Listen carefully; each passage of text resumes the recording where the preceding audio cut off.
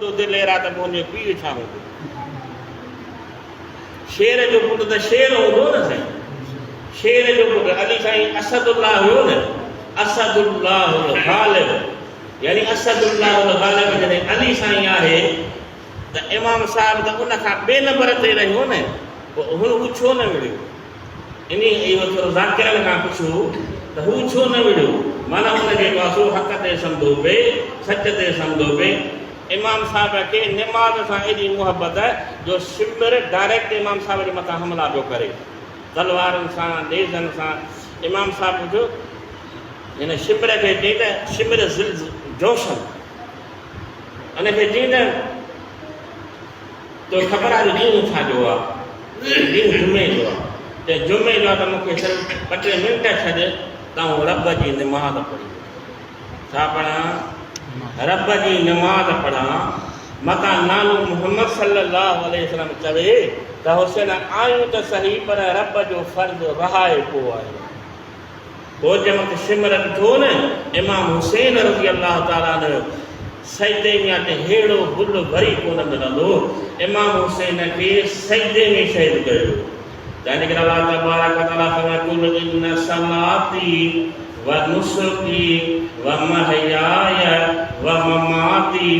लिल्लाहि रब्बिल आलमीन महबूब ऐलान फरमा कुल इन सलाती बेशक मुंहिंजी नमाज़ व नुसुकी ऐं मुंहिंजी कुर्बानी व महयाय ऐं मुंहिंजो दुनिया में ज़िंदा रहण व ममाती ऐं मुंहिंजो दुनिया खां रहलत करणु लिल्लाहि अल्लाह जे लाइ जेको रब्बिल आलमीन जेको सारनि जहाननि जो पालनहार जॾहिं इहो इमाम साहिब जो धड़ जुदा कयो सरी मुबारक जुदा कई वई इब्ने ज़ियाद जे कूफ़े में आंदी वई ऐं उनजे पासो गवर्नर हाउस में आंदी वई त इब्ने ज़ियाद इमाम साहिब जे चपनि ते काना पियो हणे काठियूं पियो हणे लकुण पियो हणे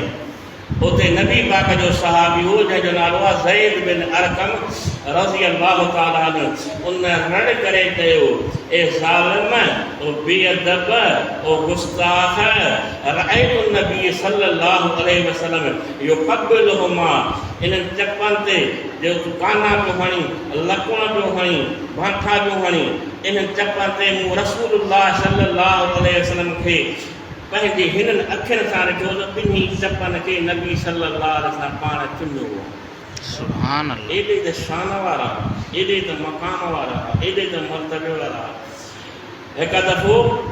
नबी सल्लल्लाहु अलैहि वसल्लम जिन वेठा आहिनि इमाम साहिब आयो इमाम साहिब जी उमिरि 4 साल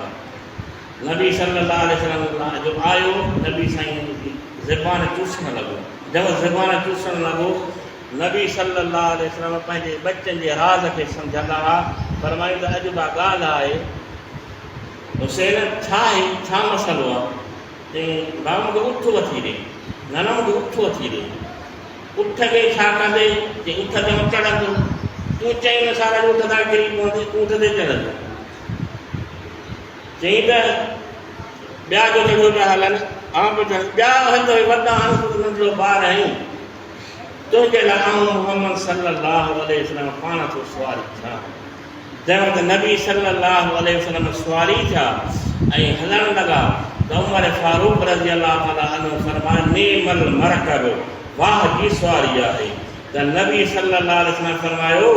सुवारी त भली आहे पर नेमल राकिबान शह सवार त ॾाढा भला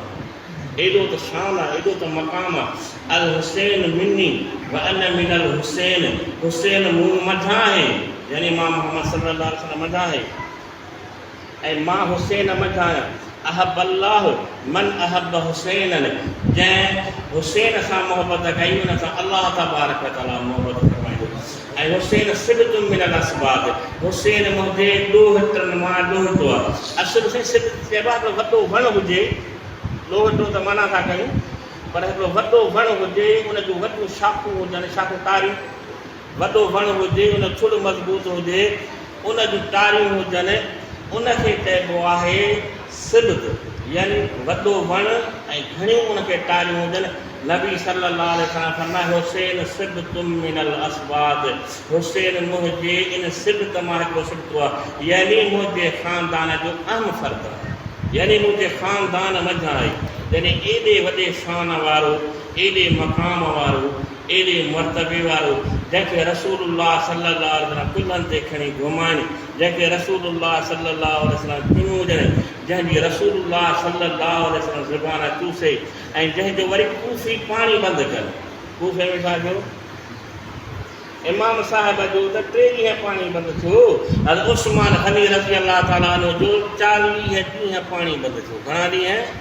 40 ॾींहं। पोइ हज़रत उस्मान खे चयूं त हज़रत उस्मान ते ख़बर,